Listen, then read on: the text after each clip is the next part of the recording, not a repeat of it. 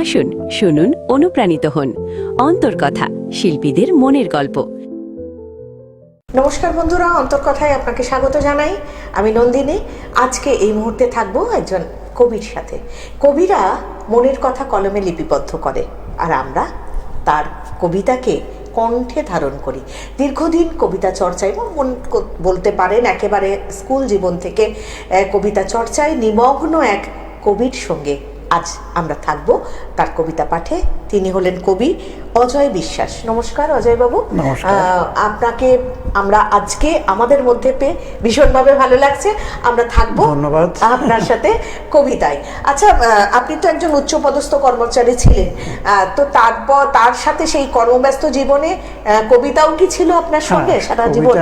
আমার সঙ্গে সবসময়ই রয়েছে। আচ্ছা, ছিল, আচ্ছা, এবং থাকবে ভবিষ্যতে। নিশ্চয়ই, একদম একদম। আমরা আপনার কবিতা শুনবো। প্রথম কি শোনাবেন? প্রথমে একটি ছন্দবদ্ধ কবিতা, হ্যাঁ, বা ছড়ার ছন্দে যে কবিতা সেটি পড়ছি। 1 থেকে 6, নারীরই জয়। বসন্ত যেই পা রেখেছে বনে, তখনই সে নিল স্থান মনে।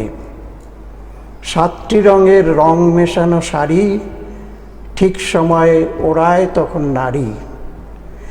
বৈশাখেতে ওড়ে যখন ধুলো, তখন থেকেই উদাসী মেঘগুলো।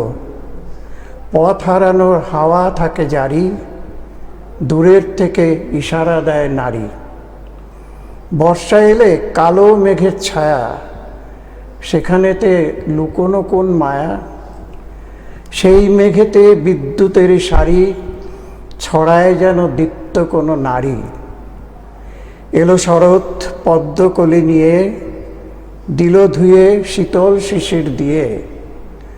তখনই কে অজানায় দেয় পারি, বলতে পারো আরে সেই তো নারী। হেমন্ত যেই নামে ধানের মাঠে, চাষির কাস্তে পাকা ধান যে কাটে।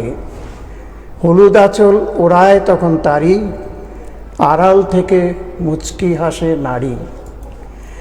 শীতের শুষ্ক বাতাস যখন আসে, তখনই সে দাঁড়ায় এসে পাশে।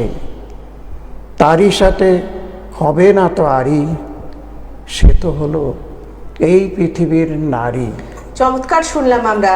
এই পুরো কবিতাটার মধ্যে প্রত্যেকটা আমাদের কাল, বসন্তকাল, হেমন্তকাল যেরকম এলো, প্রকৃতি আর নারী কোথাও গিয়ে যেন মিলেমিশে এক হয়ে গেছে।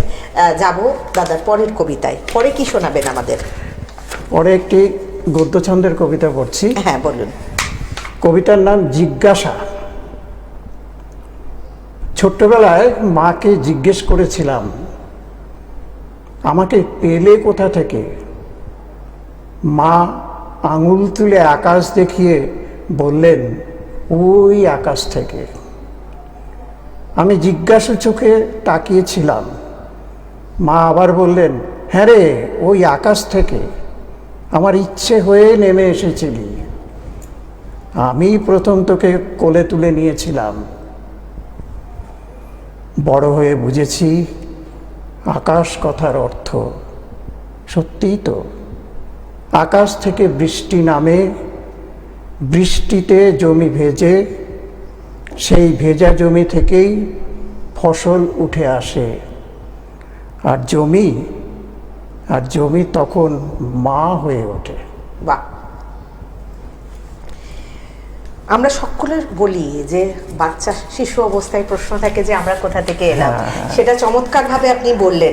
আচ্ছা দাদা, আপনি তো বিভিন্ন সময় বিভিন্ন লিটল ম্যাগাজিনে লিখেছেন, বিভিন্ন লিটল ম্যাগাজিনেরও আপনি সদস্য, লিটল ম্যাগাজিন ফোরাম, নবসাহিত্য কমল, এসব জায়গায় প্রচুর লিটল ম্যাগাজিনে আপনার দীর্ঘদিন বেরিয়েছে। নারীদের তো ভিন্ন ভিন্ন রূপ হয়, সেই রূপ নিয়েও কি আপনি কিছু লিখেছেন? চলুন তাহলে আমরা একটু শুনি। ভিন্ন ভিন্ন রূপে বাগানের ফুল জানি নারী, আছে রূপের বন্যা। নারী হলো আমাদেরই সবার ঘরের কন্যা। নারী হলো চিরকালই সব সংসারের জায়া, তারই হৃদয় মাঝে আছে অপার স্নেহ মায়া। নারী আছে জায়া রূপে, কন্যা রূপে আছে, নানাভাবে নারীকে পাই নানা রকম ছাঁচে। নারীর স্নেহে সকল শিশু পায় যে মুখের ভাষা, সবাই জানি নারীর জন্য পৃথিবীতে আসা।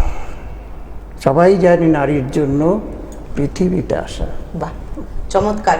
নারী মানেই অর্ধেক আকাশ, নারী মানেই শিশু, কখনো সে কন্যা, কখনো জায়া, কখনো গৃহিণী।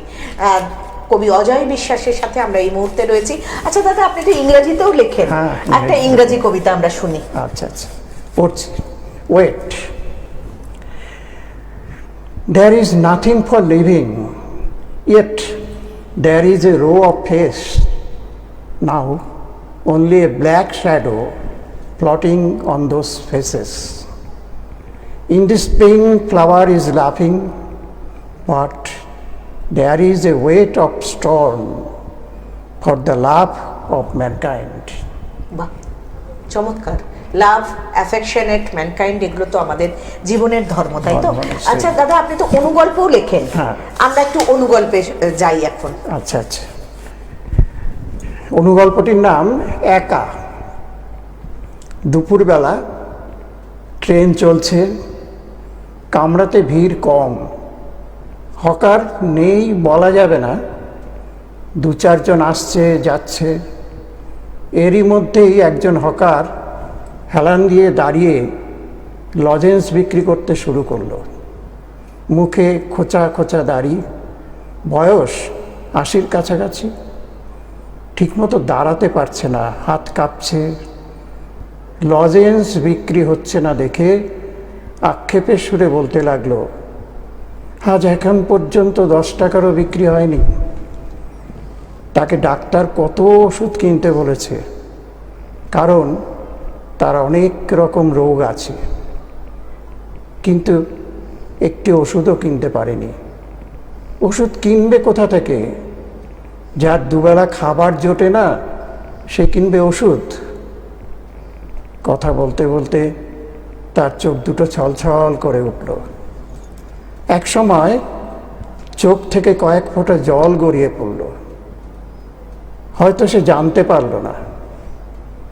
শিয়ালদহ স্টেশন আসতেই সবাই নেমে গেল কামরা থেকে। সে একা ছিল, একাই রয়ে গেল। মানুষ মাত্রই তো একা দাদা, আমরা দিনের শেষে গিয়ে প্রত্যেকেই আমরা একা। আচ্ছা, এরপরে আমাদের কি শোনাবেন?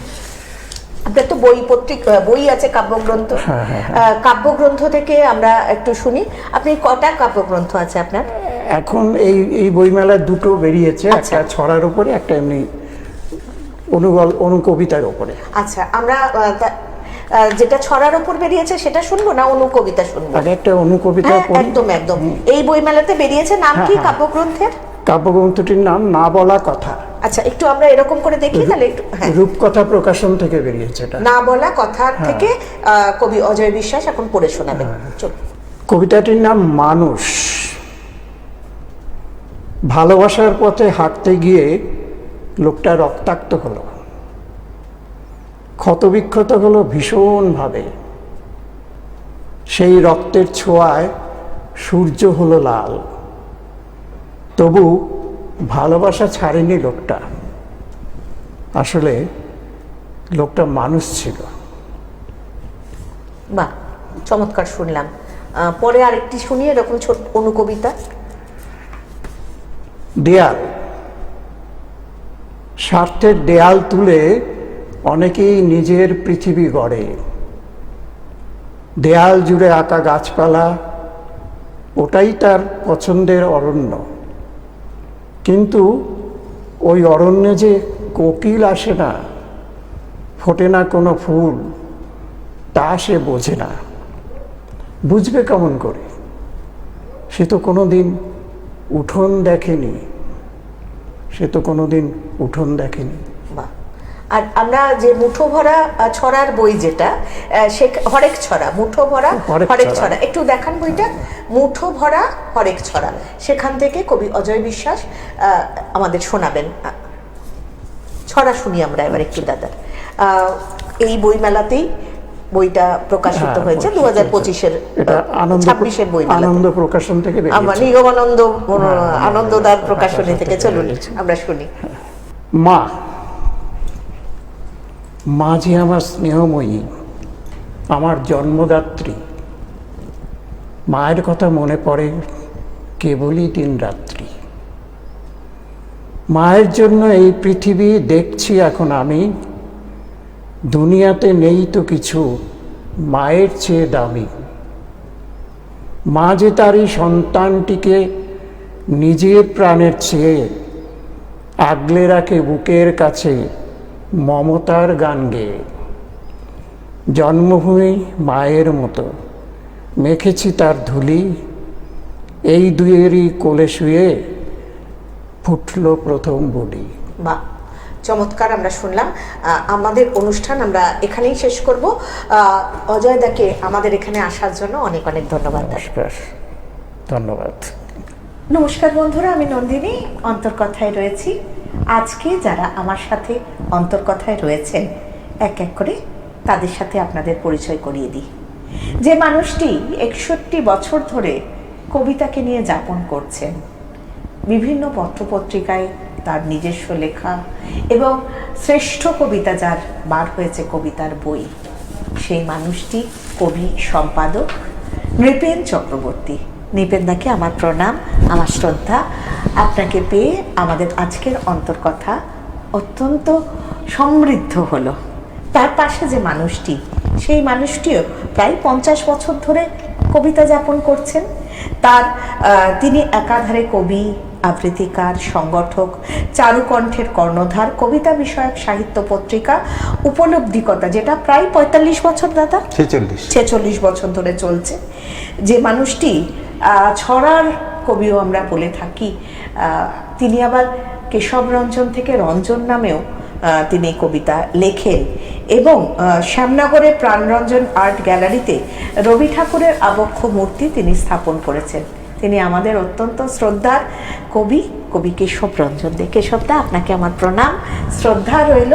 তার পাশে যে মানুষটি, সেই মানুষটি হয়তো অল্পদিন কবিতা লিখছেন, কিন্তু তার সাংগঠনিক ক্ষমতা অসাধারণ। মুখবই আলাপচারিতার কর্ণধার কবি আশুতোষ চক্রবর্তীকে আমরা আমাদের মধ্যে পেয়েছি। আমরা এই 3 জন মানুষের সাথে কিছুক্ষণ সময় কবিতায় যাপন করব। প্রথমে নৃপেনদার কাছে যাব, তার একটি কবিতা শুনবো। আমি যে কবিতাটা পড়ব তার নাম কিশোরী মেঘ ও বৃষ্টির নুপুর কথা। মেঘেরা আমাকে ডাকে, দুরন্ত কিশোরী মেঘ ইশারায় ডাকে। সময়ে অসময়ে ইচ্ছে খুশি ডাকে। আমি যাই, যাব না কেন, যেতে তো হবেই। দুরন্ত কিশোরী মেঘের ডাক আমাকে বাহির করে, আমি যাই। তুমি কি দুরন্ত কিশোরী মেঘের ডাক শুনেছ কখনো? একাকী নির্জনে মধ্য দুপুরে বৃষ্টির নুপুর পায়ে ইশারায় বলে, এসো, মিলেছি শরীরী গন্ধ দ্রিম দ্রিম মাতলের তালে। দুপুর উৎসব হবে, বৃষ্টি ভিজে নগ্ন স্নানে এসো, আমি যাই। কিশোরী মেঘের সাথে বৃষ্টি স্নান ভাগ করে নিই। ভেজা পাখিদের মিথুন উৎসবে বৃষ্টির নুপুর ক্রমশই মুখরিত হয়। আমি ভিজি মেঘেদের মাদলের সুরে, দ্রিম দ্রিম বৃষ্টি স্নানে দুপুর উৎসব। বাহ, চমৎকার শুনলাম আমরা। আসলে কবিতার মাইলস্টোন ছুটে গেলে আমাদের দৌড়ে দৌড়ে ছুটে ছুটে চলতে হয়। চমৎকার শুনলাম। এবার আমরা আমাদের প্রিয় কবি কেশব রঞ্জনের কাছে যাব। দাদার কাছে আবদার কবিতার। আসলে এই আয়োজন অন্তর্কথা এত সুন্দরভাবে মন ছুঁয়ে চলছে আমাদের, আমরা লক্ষ্য করছি। আর বিশেষ করে নন্দিনী আমাদের খুব প্রিয় একটা মুখ, সকলের প্রিয় হয়ে উঠেছে ইতিমধ্যেই, সুন্দর পরিচালনা করছে। এখানে আসাটা আমাদের কাছে ব্যক্তিগত আমার ভালো লাগার বিষয়। সেই কারণেই আমি মনে করি ক্যানভাসে একে রাখি, স্বপ্নের হৃদয়ে ছুঁয়ে ক্যানভাসে একে রাখি। যদি বেঁচে থাকি বুকের গভীরে রৌদ্র স্নাত হয়ে, ডুবে যেতে যেতে ভেসে ওঠে জ্যোৎস্নার হৃদয়ে ছুঁয়ে। ভালোবাসবো তোমাকে যদিও শব্দরা ফিসফিস ফিসফাস কথা বলে, তবুও স্বপ্নের হৃদয়ে ছুঁয়ে ক্যানভাসে এঁকে রাখি। বর্ণময় গোধূলি জ্যোৎস্নার হৃদয়ে ছুঁয়ে ভালোবাসবো তোমাকে, ভালোবাসবো তোমাকে, ভালোবাসবো তোমাকে। এই ভালোবাসাটা কার জন্য?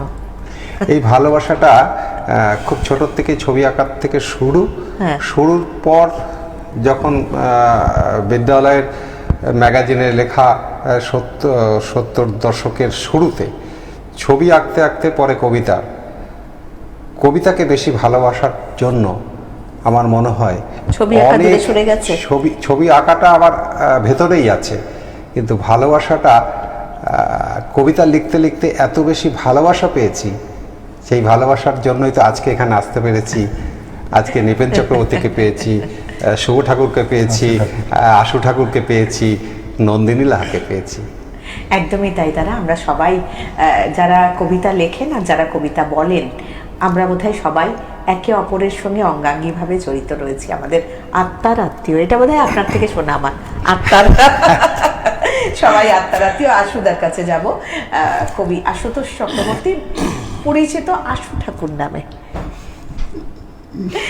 মানে ঠাকুরের লম্বা, রবীন্দ্রনাথ ঠাকুরকে দেখেছি সুদেহী, আবার আমরা আশু ঠাকুরকেও দেখছি সেরকম 6 ফিটের উপর যার হাইট, 6'3", মানে আমাদের যেসব লম্বা মানুষ আছে, যেমন সত্যজিৎ রায়, সেই রকম যারা উচ্চতা দিয়ে একটা জায়গায় পৌঁছেছেন, আমাদের দাদাও চেষ্টা করছে উচ্চতা দিয়ে এবং অন্তর দিয়ে একটা জায়গায় পৌঁছতে।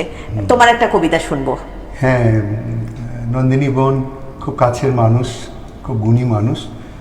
এখানে ডেকেছেন, বিশেষ করে বাদিকে দুজন আছেন বিদগ্ধ মানুষ। ওনাদের যে লেখা, মানে ওনারা যে যবে লেখা শুরু করেছেন, একজন তো আমার জন্মের আগের থেকে লেখা শুরু করেছেন, আরেকজন আমি তখন একদম শিশু। তো তাদের সামনে বসে এরকম নন্দিনী বোন এই সুযোগটা করে দিয়েছে, অনেক ধন্যবাদ। আমি আমার একটা স্বরচিত কবিতা বলার চেষ্টা করছি, ছোট্ট কবিতা। দীক্ষা।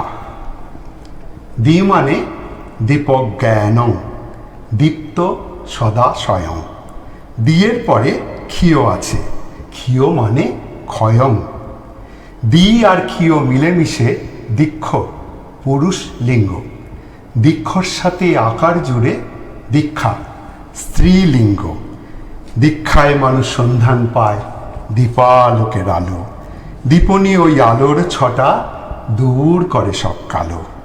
দীক্ষা দিলেন গুরুমশাই, গুরুর মন্ত্রে দীক্ষিত। শিক্ষা যদি নাইবা পেটে, হলাম না তো শিক্ষিত। শিক্ষা বিনা দীক্ষা অসার, নাইকো কোনো কাজে। শিক্ষা থাকলে দীক্ষার প্রসার জগৎ সংসার মাঝে। শিক্ষা শুধু লেখাপড়া নয়, ব্যক্তি অনেক শিক্ষার। পিতামাতা গুরুর শিক্ষা, সর্বশিক্ষা দীক্ষার। জনস্বার্থ খারাপ কর্মে, ঋণাত্মক কর্মের জন্ম। দীক্ষার মাধ্যমে মন্ত্রাঘাতে পাপ ক্ষয়ং ধর্ম। শৈশবেতে ব্রাহ্মণ সন্তান, আচারে পৈতে গলে। বৈদিকী দীক্ষায় দীক্ষিত সে, গায়ত্রী মন্ত্র বলে। মন্ত্র চৈতন্যে উন্নীত হন, গুরুর মন্ত্রে দীক্ষা। ব্রহ্মজ্ঞানে ব্রাহ্মণ লাভ, যদি দীক্ষার সাথে শিক্ষা, যদি দীক্ষার সাথে শিক্ষা, যদি দীক্ষার সাথে শিক্ষা। দীক্ষার সাথে শিক্ষার যোগ থাকা দরকার, কারণ আমাদের সবটুকু হৃদয়ে জুড়েই থাকে শিক্ষা, যে শিক্ষাকে নিয়ে আমরা এগিয়ে চলি। আমরা যাব আমাদের এক শ্রদ্ধেয় কবি কেশব রঞ্জন দাদার কাছে। মাসটা বৈশাখ মাস। বৈশাখ মাসে আমরা দেখেছি যে এই যে হালখাতা যেরকম হয় সেরকম কবিরাও নতুন নতুন বই বার করে, যারা প্রকাশক রয়েছে তারা বার করে, যারা পত্রিকা করেন, সম্পাদনা করেন, তাদের একটা বৈশাখী সংখ্যা হয়। তো এইটা আমি একটু জানতে চাইবো যে এই সময়টা কিরকম। বিষয় হচ্ছে যে বৈশাখ মাসটা আমাদের কাছে একটা গুরুত্বপূর্ণ মাস। এখনকার সময় হয়তো সেই গুরুত্বটা একটু কমে গেছে, কারণ বইমেলার পত্রিকাগুলো বইগুলো বেশি আকারে বেরোচ্ছে, কিন্তু এটা লক্ষ্য করা যাচ্ছে যে ইদানিং বেশ কিছু বৈশাখ মাসে পয়লা বৈশাখে বই প্রকাশ হচ্ছে, পত্রিকা প্রকাশ হয়। কিন্তু আমার প্রথম বই প্রকাশ হয়েছিল পয়লা বৈশাখ 1984 সালে বীরেন্দ্র চট্টোপাধ্যায়ের পরামর্শে কলকাতার বুক ট্রাস্ট থেকে আমার প্রথম কবিতার বই একদিন চিরদিন প্রকাশ পেয়েছিল। তখন প্রত্যেকটা পাবলিশারের কাছে পয়লা বৈশাখ মানেই কত বই প্রকাশ হবে। এখন কিছু হয়, কিন্তু আগে অনেক বেশি হতো পয়লা বৈশাখটা, কিন্তু পত্রিকা কিন্তু বৈশাখ মাসে বৈশাখ সংখ্যাটা করার জন্য আমরা ভীষণভাবে আগ্রহী। আচ্ছা, নৃপেন্দ্রের কাছে যাব।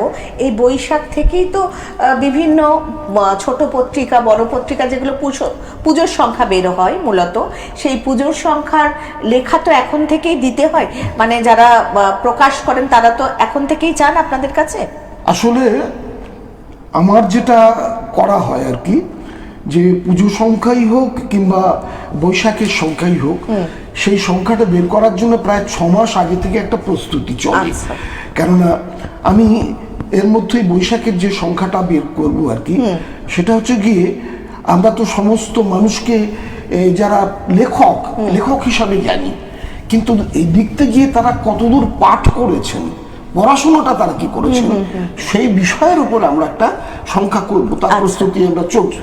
যাই হোক, বৈশাখের আগে যেমন ভাবে হতো যে বৈশাখ সংখ্যা একটা নিয়মিত, সেটা অনেকটা হ্রাস হয়েছে, বরং পুজো সংখ্যাটাই বোধহয় নিয়মিত প্রকাশিত হয়। তবে বৈশাখ সংখ্যা প্রচুর পত্রপত্রিকা করে, অসাধারণ সমস্ত কাজ করে। এই বৈশাখ পত্রিকা বলতেই যেটা মনে পড়ে গেল, তোমাদের মুখ বই আলাপচারিতার বোধহয় একটা বার্ষিক পত্রিকাটাই এই সময় বের হয়। একদম একদম ঠিক কথা, কারণ আমাদের বাৎসরিক অনুষ্ঠান আমরা এই সময় করি প্রত্যেক বছর। এটা 5ম সংখ্যা আমরা করতে যাচ্ছি। এটা 19 এপ্রিল জয়াসাগর ঠাকুরবাড়ি রথীন্দ্র মঞ্চে এটা প্রকাশ পাবে। কতজন মোটামুটি লেখক থাকে তোমাদের? 100-র উপরে লেখক আছেন, যাদের বিভিন্ন কবিতা, গল্প, প্রবন্ধ এবং ভ্রমণ কাহিনী বিভিন্ন বিষয়ের উপরে লেখা থাকে। সেগুলো নিয়ে আমাদের এই প্রায় 150 পাতার একটি বই আমরা প্রকাশ করি। আচ্ছা, আমি একটু কেশবদার কাছে যাব। আচ্ছা কেশবদা, এই যে এত এত লিটল ম্যাগাজিন জন্ম নিচ্ছে, এক কথায় বলবেন এগুলো কি সব ভালোর দিক না খারাপের দিক, এই যে এত পত্রিকা প্রকাশিত হচ্ছে? অবশ্যই ভালোর দিক। ভালোর দিক এইখানেই, অনেক পত্রিকা প্রকাশ হচ্ছে, অনেক গুরুত্বপূর্ণ লেখা সেখানে আমরা পাচ্ছি। আমি ভালোটাই ভালোভাবে একদম একদম তাই। আমরা নৃপেন্দ্রের কাছে যাব। বাংলা কবিতা পার্বণ বলে আপনারা যেটা করছেন, সেখানে কি নতুন কিছু লেখা উঠে আসছে আপনাদের? একদম। এবং শুধু তাই নয়, আমরা প্রথম যে অনুষ্ঠানটা করেছিলাম 4 জন নতুন লেখক যারা একেবারে নতুন লিখছেন তাদের পুরস্কৃত করেছিলাম। এবং ভেবেছি যে প্রত্যেক বছর আমরা যদি এই নতুন লেখকদের তুলে আনতে পারি, তাহলে বোধহয় কবিতা পার্বণ একটা সবচেয়ে ভালো কাজ করবে। চমৎকার কথা আমরা শুনলাম, কিন্তু ওই যে সময়ের কাছে আমরা ঋণী, আমাদের সময় একেবারেই শেষ হয়ে গেছে। আমাদের সাথে যারা আজকে উপস্থিত ছিলেন, কবি সংগঠক সম্পাদক মাননীয় শ্রী কেশব রঞ্জন, কবি সম্পাদক মাননীয় কবি নৃপেন চক্রবর্তী এবং মাননীয় কবি আশুতোষ চক্রবর্তীকে ধন্যবাদ জানিয়ে অন্তর্কথার অনুষ্ঠান আমরা এখানেই শেষ করব। আবারও আমরা আসব তাদেরকে নিয়ে আবারও অন্য কোনো এপিসোডে। নমস্কার, প্রত্যেকে ভালো থাকবেন। অন্তর্কথা, সঙ্গীত, কবিতা, বাচিক শিল্প সবকিছু নিয়ে মনের কথা। শিল্পীরা আসেন, নিজেদের গল্প বলেন, অনুপ্রাণিত করেন। তাদের উত্থানের গল্প, সাফল্যের পথ আর মনের গভীরের কথা। সঙ্গীতের সুরে, কবিতার ছন্দে, মনের গভীরে শিল্পীরা নিজের কথা বলেন। আসুন, শুনুন, অনুপ্রাণিত হন। অন্তর্কথা, শিল্পীদের মনের গল্প। আপনারা দেখছেন পশ্চিমবঙ্গের সর্ববৃহৎ চ্যানেল গ্লোব টিভি, সবার পাশে